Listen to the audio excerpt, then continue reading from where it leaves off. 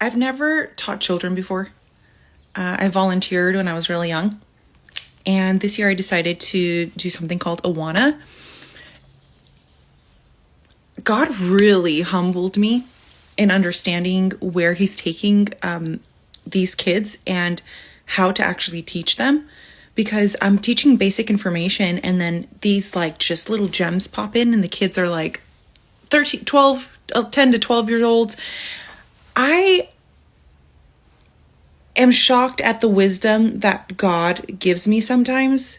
And I realize that the hard things that you thought were really hard, God makes easy when He wants you in a certain place.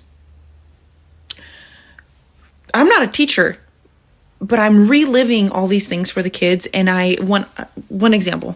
I go off script a lot. Like I follow the booklet, obviously, but there's not a lot of detail. And something that I'll tell the kids, like it'll just pop in my head. I'll talk about my life or I'll give a little scenario like King David didn't get his kingdom for 20 years, but he was anointed king and he had to learn a bunch of lessons to get there. That was not part of the lesson.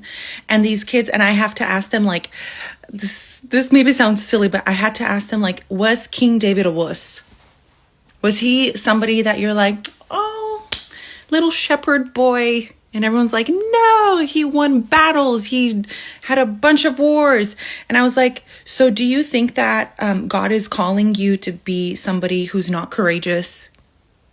Do you think that when you become a Christian, you're somebody who doesn't have boldness or the ability to take down giants? And they're like, and then I look at my own life and I'm like, wow, where in my life do I need boldness and where I need to stand up to do more things for the Lord? And these kids, I think going back to teaching, it teaches yourself. So if you think you know everything right now, go teach Awana. The Lord will humble you very quickly.